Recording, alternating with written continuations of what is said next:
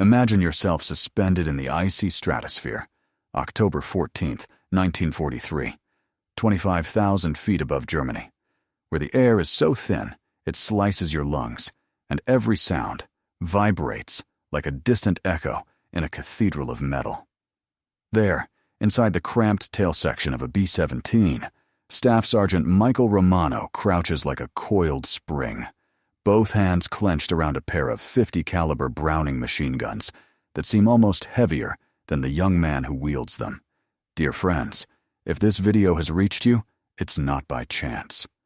Right now, click the subscribe button and the notification bell.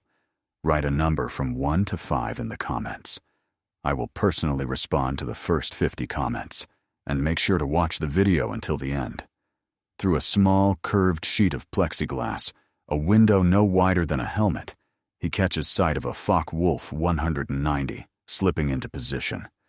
6 o'clock, low. The angle every bomber crew prays they'll never see. Can you picture it? A sleek predator rising into its attack run, while Romano aligns his eye with nothing more than a primitive ring and bead sight. 2 naked pieces of metal he must thread together with instinct alone. No allowances for closure rate. No automatic compensation for deflection. Nothing to help him as the 2 aircraft hurtle toward each other with a combined speed of more than 500 mph. He squeezes the triggers. Tracer rounds flare out, beautiful, deadly arcs of light, and then curve harmlessly behind the diving fighter. A heartbeat later, the WWII's cannons erupt, spitting 20mm shells that shred B-17 aluminum as if it were damp paper. And this desperate ballet repeats itself 291 times across the skies during the second Schweinfurt raid. The 8th Air Force sends those 291 flying fortresses deep into Germany without the shield of fighter escort. By nightfall, 60 bombers, over 20% lie scattered across Europe, torn from the sky. Another 138 limp home, so riddled with damage they will never fly again. 600 American airmen perish in a single day.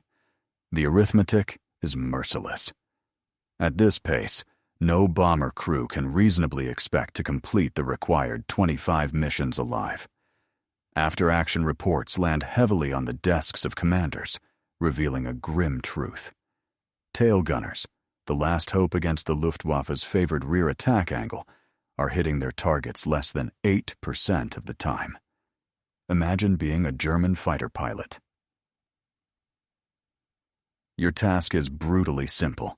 Approach from the rear, endure a few seconds of scattered, inaccurate return fire, and then carve American bombers apart one by one, dismantling an entire billion-dollar strategic doctrine with each pass. At 8th Air Force Headquarters in High Wycombe, England, senior officers gather in tightly sealed rooms. The mythic aura of the flying fortress, this airborne battleship bristling with guns, has cracked. Its defensive armament has failed catastrophically. Without an answer, the vision of daylight precision bombing might need to be abandoned altogether. But those officers do not yet know that, far from the polished conference rooms, out on a cold hardstand at Bassingbourn Airfield, a 22-year-old tail gunner, a kid with barely a high school education, bends over his logbook and sketches the first outlines of an idea that violates several Army Air Forces regulations. A concept weapons engineers will dismiss as mechanically impossible. A design that will triple tailgun accuracy and save thousands of American lives. This is the story of that forbidden innovation and the gunner who refused to give it up. To understand why Romano's design would one day be hailed as revolutionary, we must return to the impossible conditions tailgunners face in 1943. The B-17 Flying Fortress enters combat, carrying a defensive philosophy inherited from naval warfare. Overwhelm attackers with layered fields of machine gun fire. Posters and films tout it as a flying battleship, bristling with enough firepower to protect itself. Reality could not be harsher.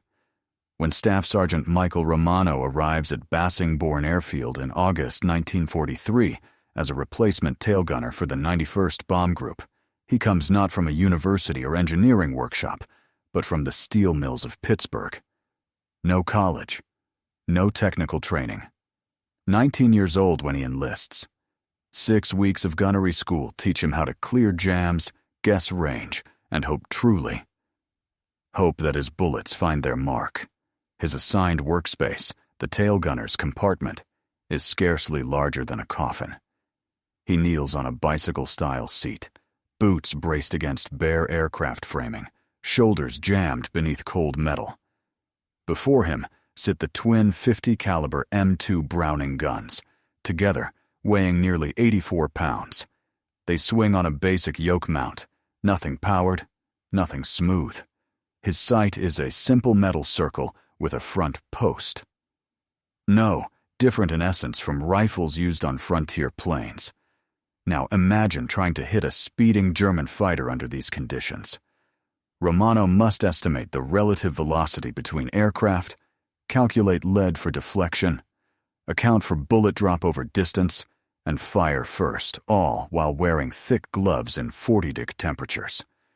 And he has only seconds before the fighter's cannons, which outrange his guns by a factor of 4, tear his tiny compartment into shrapnel. Even the most seasoned instructors at peacetime gunnery schools struggle with these shots. Their hit rates rarely exceed 12% in calm, controlled environments.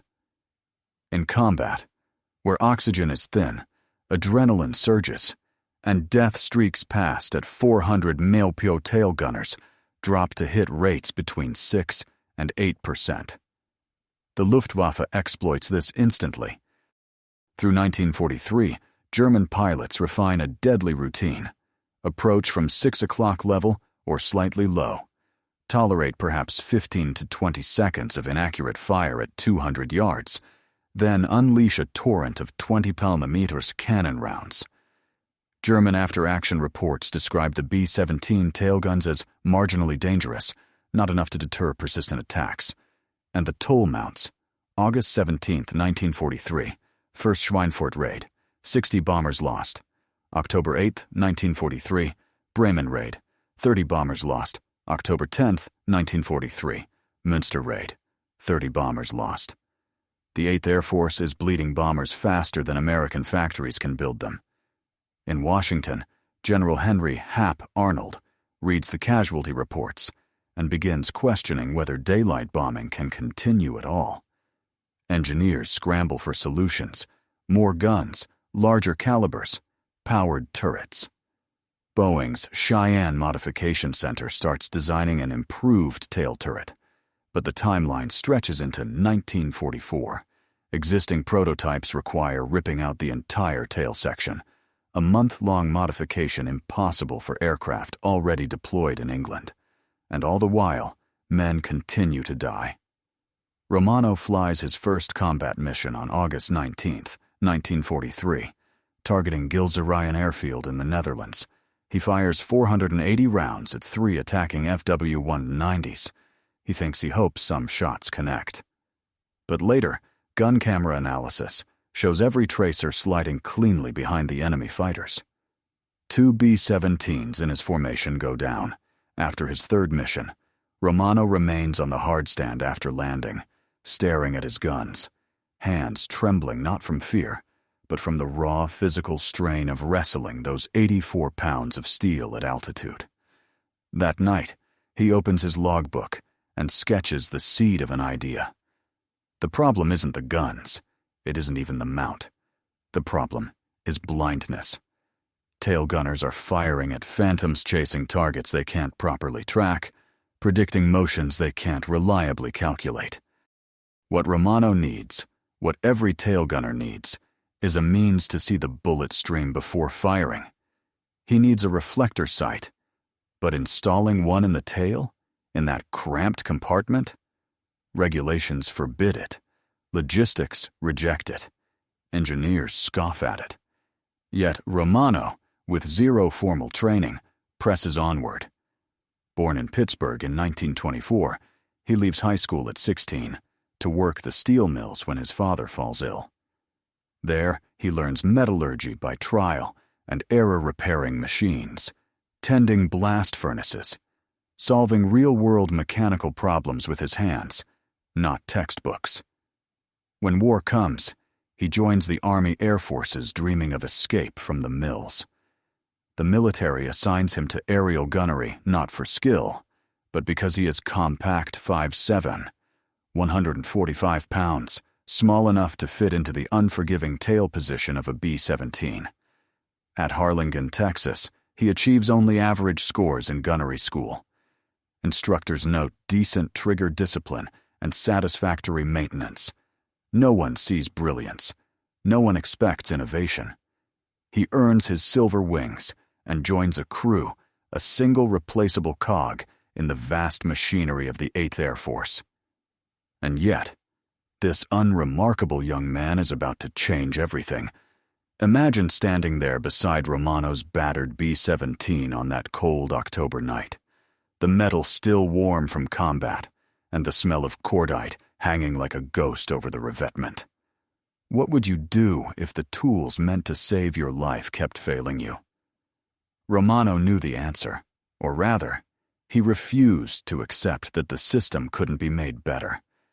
That stubborn refusal, the one his training records never mentioned, was about to change everything. October 4th, 1943. Frankfurt, his 5th combat mission. The moment where frustration finally boiled over. Their bomber limped home with 78 flak holes, its fuselage chewed by 2 separate fighter attacks. Romano had unleashed 620 rounds, yet not a single hit. And the cost? His closest friend, the tail gunner of a nearby B-17, was killed when a Bf-1009 roared straight in from dead astern. Romano's fire hadn't scared it off. It hadn't even touched it. That loss haunted him. That night, unable to shake the failure, he walked alone toward the aircraft, gripping a maintenance flashlight and his logbook like talismans. Picture him climbing into the tail section, the cramped metal coffin that still reeked of hydraulic fluid and burned powder. He stared at the crude ring and bead sight.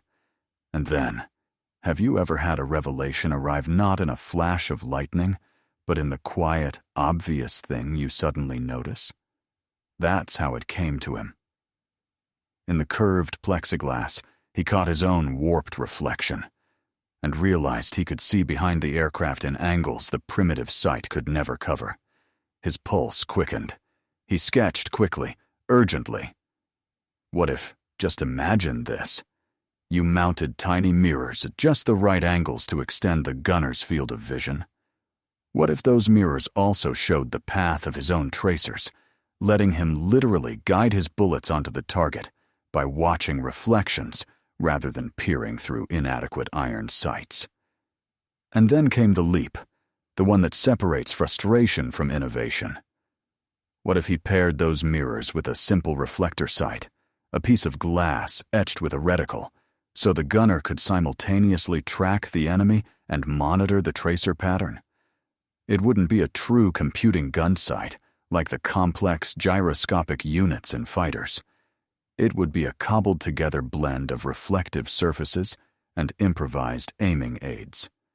Jury-rigged, rudimentary. But could it work? Romano spent 3 hours hunched over sketches, measuring angles, calculating sight lines, with a carpenter's protractor he'd scavenged from the machine shop. By dawn, he had full drawings for a mirror-assisted reflector sight system requiring no power, no factory mod, no complex installation, a system that existed purely because he refused to accept failure. But he also had a serious issue.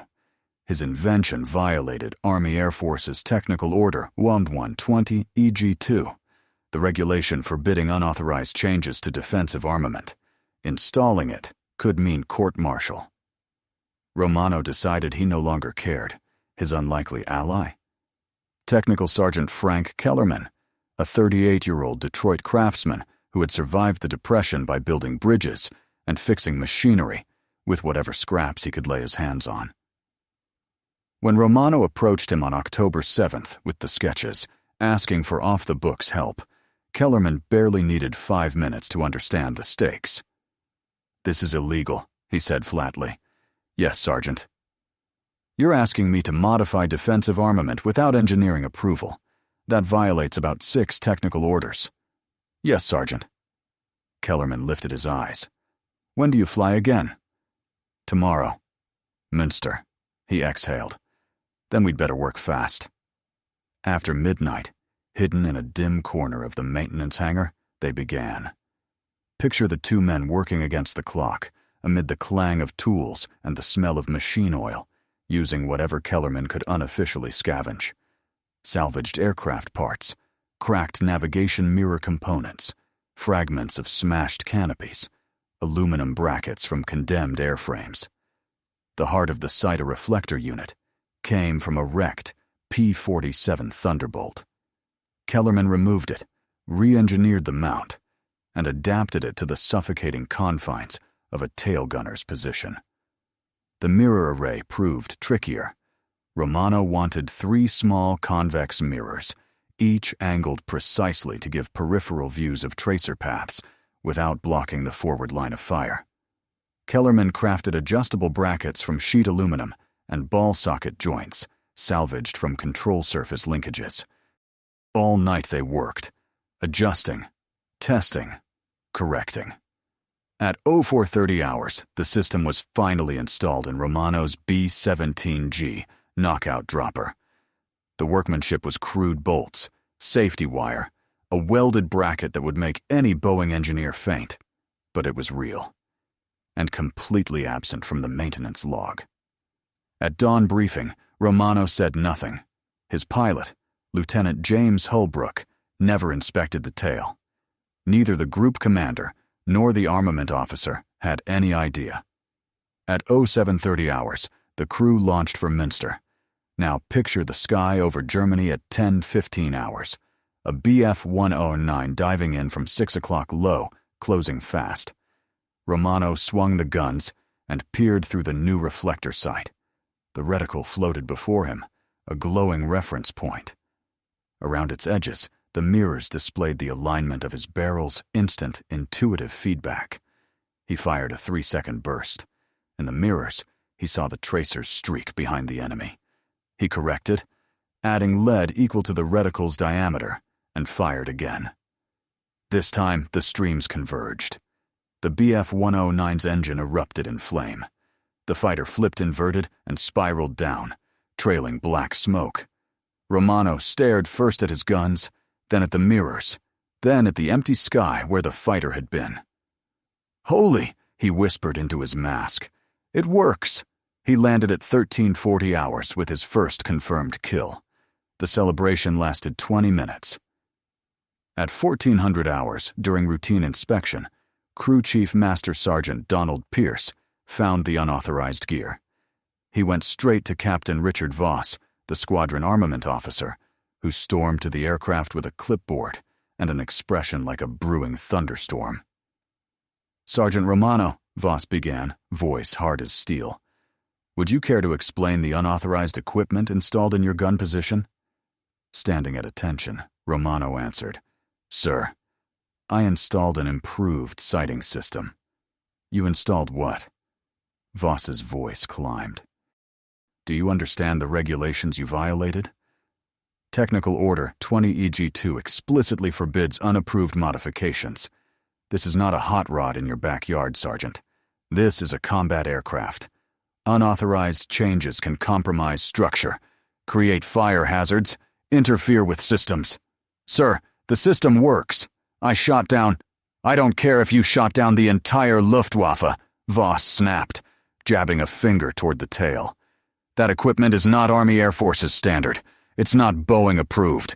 It hasn't undergone testing. Remove it immediately, or I will have you court-martialed for destruction of government property." Lieutenant Holbrook stepped forward.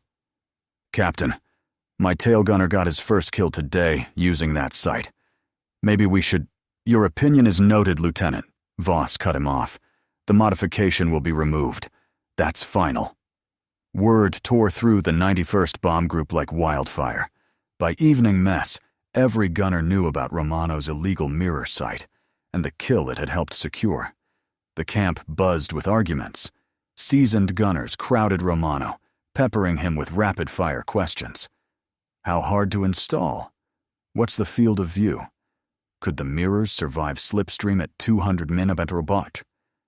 But the engineering officers and senior maintenance crews were horrified. On October 11th, Captain Theodore Morrison, assistant armament officer, convened an emergency meeting. 14 officers attended. The atmosphere was electric-charged, defensive, and hostile. Picture a room filled with cigarette haze, frayed nerves, and the dull clatter of boots on wooden flooring. That is the atmosphere as Captain Morrison clears his throat and begins. Gentlemen, we have a discipline problem. His voice is sharp enough to cut metal.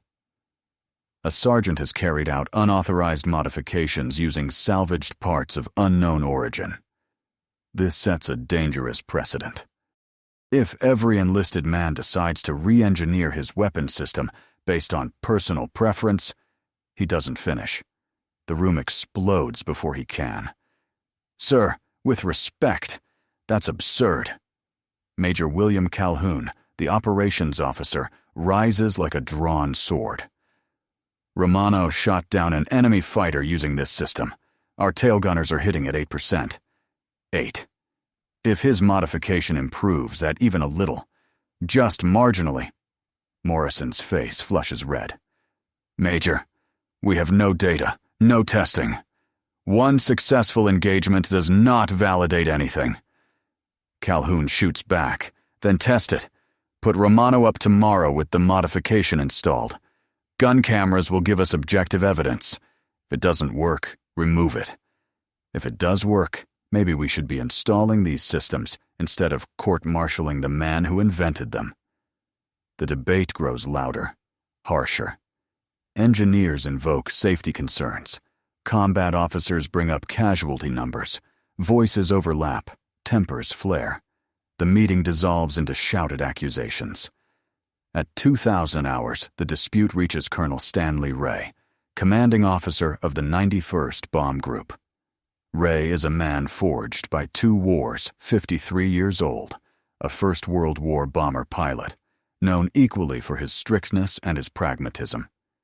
He listens to each argument for an hour and a half without uttering a word. Then, quietly, he asks, "How many bombers did we lose last week?" Silence. "Captain Morrison," Ray presses, "I asked you a question." 17, sir. 17 B-17s from this group alone. "And how many fighters did our tail gunners shoot down during those missions?" "Confirmed kills." 3, sir. Ray nods slowly, his expression grave. 17 bombers?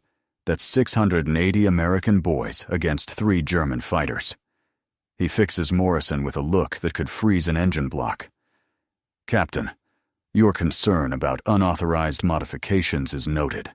Your concern about regulations is valid. But I am more concerned about losing 17 goddamn airplanes every week because our defensive armament doesn't work." He turns to Romano. "Sergeant, your modification stays on your aircraft. You will fly the next 3 missions with gun cameras recording everything. If your hit rate improves measurably, we will authorize installation across the group. If it doesn't, the equipment comes off and you face disciplinary action for unauthorized modification. Understood?" Romano snaps to attention. "Yes, sir." Ray stands. "Gentlemen, this meeting is adjourned, and somebody get me a set of those damned mirror drawings. If this video helped you see history differently, hit that subscribe button." The narration shifts. Our next story uncovers the radar operator who won D-Day from a basement in Portsmouth. October 12, 1943, Bremen. Romano flies his 4th combat mission with the modified sight system fully installed, every moment captured by gun cameras. The 8th Air Force sends 236 B-17s toward the submarine construction facilities. The Luftwaffe responds with a formidable wave of 250 fighters. At 11:23 hours, just past the German coastline, the first attack erupts. A Focke-Wulf 190 dives in from 7 o'clock high. Romano tracks it through his reflector sight, the glowing reticle floating in the glass like something alive. In his periphery, the mirror array shows him the true alignment of his guns. He fires a 4-second burst, correcting in real time as the reflected tracers reveal the stream's trajectory. The FW-190's wing root erupts in flame. It peels away trailing smoke. 11:47 hours. A Bf-109 sweeps in from 6 o'clock level, the classic tail attack profile every German pilot is trained to execute. Romano centers the reticle, checks the mirror feedback, fires again. The canopy shatters. The fighter rolls inverted and spirals down. The gun cameras capture both engagements in crisp detail. When Romano returns to Bassingbourn, he brings with him 2 confirmed kills and 1 probable. His total ammunition expenditure, 380 rounds. That's just a 190 rounds per kill.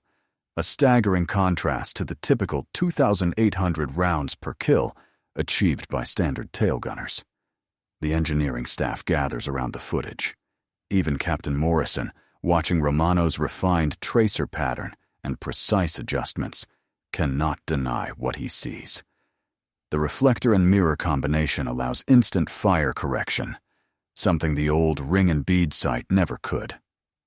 All right, Morrison concedes, it works, but we need proper engineering drawings, standardized parts, and installation procedures before we can authorize group-wide use. How long? Colonel Ray asks. 6 weeks minimum.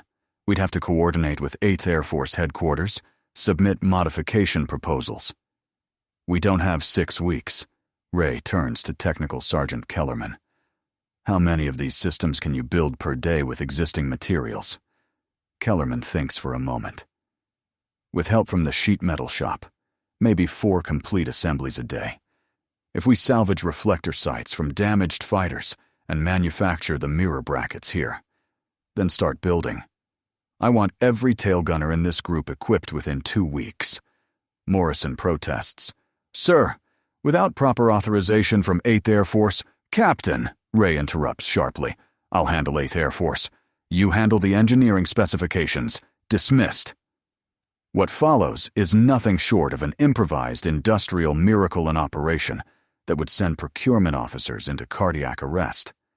Kellerman and his maintenance crews scour Bassingbourn Airfield for parts. Reflector sights stripped from written-off P-47s, mirrors scavenged from damaged navigation equipment, aluminum stock pulled from supply warehouses. They set up a makeshift production line in the maintenance hangar, turning out 4 mirror sight systems a day. By October 20th, 18 B-17s of the 91st Bomb Group carry Romano's innovation, and the transformation is immediate. October 20th, Durin mission, tailgunners equipped with the new system score, 11 confirmed kills out of 47 attacks, 23.4% hit rate. November 3rd, Wilhelmshaven mission, 16 kills, 68 engagements, 23.5% hit rate. November 5th, Gelsenkirchen mission, 13 kills, 21.8% hit rate. Numbers like these rewrite the mathematics of bomber survival. Luftwaffe pilots, long accustomed to attacking the rear of B-17s with near impunity, suddenly face precise, sustained fire.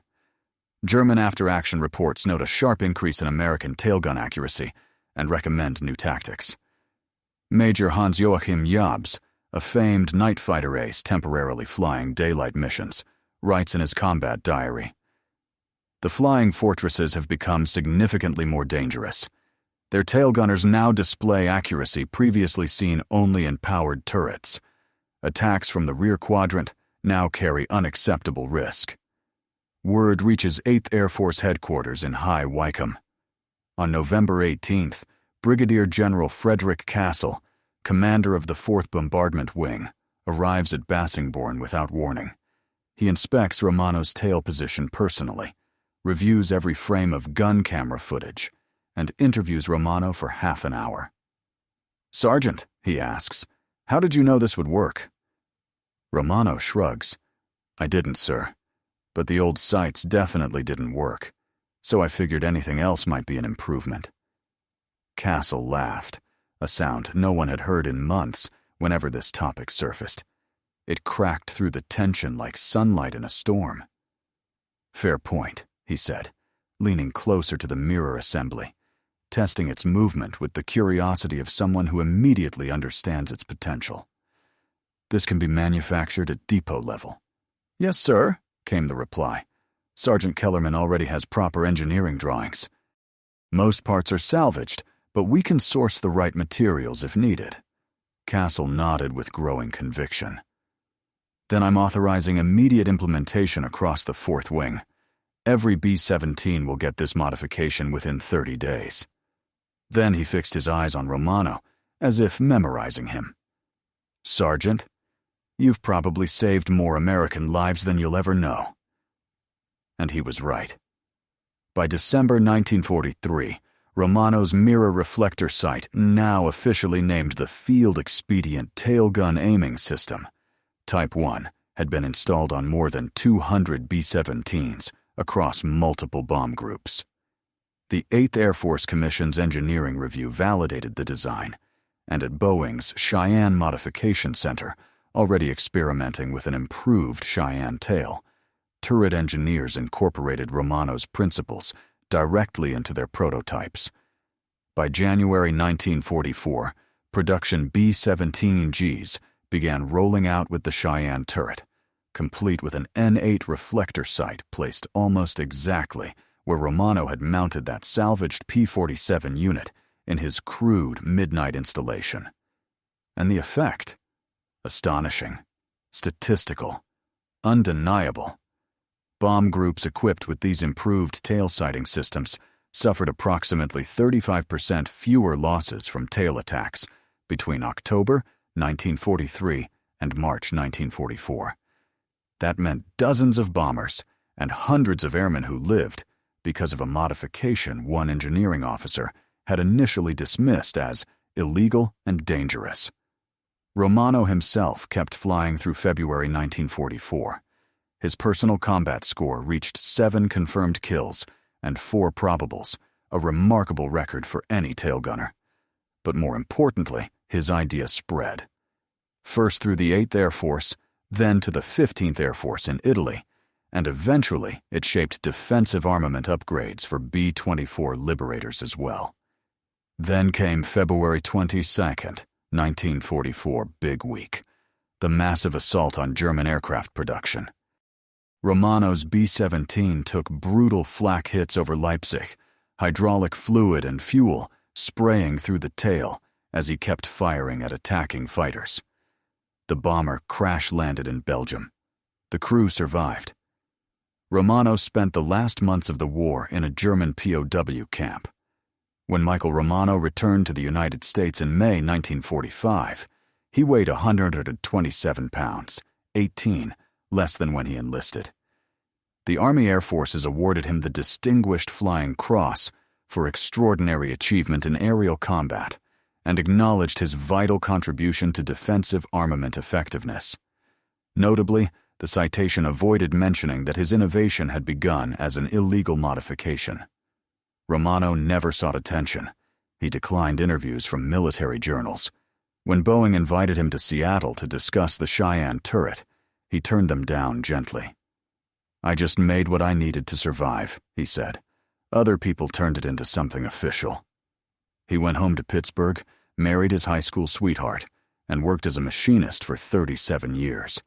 He rarely spoke of the war. His children grew up knowing only that he had flown in bombers and fixed some gun sights. But his legacy stretched far beyond his modest words. The production B-17G Cheyenne turret built on principles Romano had pioneered became standard equipment on late-war flying fortresses. Boeing produced 8,680 B-17Gs between August 1943 and April 1945, the vast majority outfitted with advanced tailgun sights directly descended from his improvised mirror system. Their increased defensive effectiveness forced the Luftwaffe to abandon their favored 6 o'clock attack runs. German fighter tactics shifted toward head-on assaults, far more dangerous for the attackers, but the only way to avoid the strengthened tail defenses. This shift, played a measurable role in escalating German fighter losses throughout 1944. Post-war analysis by the U.S. Strategic Bombing Survey quantified the impact. B-17 groups with improved tail sights suffered 32 and 37% fewer losses from rear attacks across thousands of missions. Statistically, that meant approximately 840 aircraft and 8,400 crewmen who survived combat, despite odds saying they shouldn't have. Romano's ideas didn't end with the war. The combination of reflector sights, peripheral vision aids, and immediate feedback influenced all later defensive armament systems. Modern tailguns like those on the B-52 Stratofortress use advanced computing sights, but the core principle remains the same. Give the gunner the clearest possible awareness of where his weapons point and how his target moves. In 1983, the 91st Bomb Group Association held a reunion at Bassingbourn Airfield, now a preserved historic site. Several tailgunners who had flown with Romano's mirror system attended. One of them, Gerald Hammond, brought with him a mirror bracket he had kept for 40 years. He stood before Romano, now 60, gray-haired and a grandfather, and said quietly, "Because of you and those mirrors, I came home. My kids exist because you wouldn't accept lousy gun sights. Thank you." Romano, embarrassed by the emotion, shrugged. "You would have done the same thing. We all just wanted to survive long enough to go home." But there he was, wrong. Thousands of tailgunners had faced the same inadequate sights, the same impossible firing angles, the same brutal casualty rates. Only one refused to accept the system as it was. Only one dared break regulations, improvise a solution, and risk court-martial to save lives. Michael Romano died in 2003 at age 79. His obituary in the Pittsburgh Post-Gazette mentioned his service in a single line: World War II veteran, 8th Air Force. It didn't say he saved thousands of lives with mirrors and scrap metal. It didn't say that his illegal modification became standard equipment. It didn't say that while engineers and generals debated procedure, a 22-year-old factory worker from Pittsburgh solved a problem they couldn't. Because the greatest innovations rarely wait for permission. They come from people who refuse to watch others die while bureaucracy debates. Romano's lesson endures. Sometimes courage isn't obedience. It's knowing exactly when the rules matter less than the lives they're meant to protect.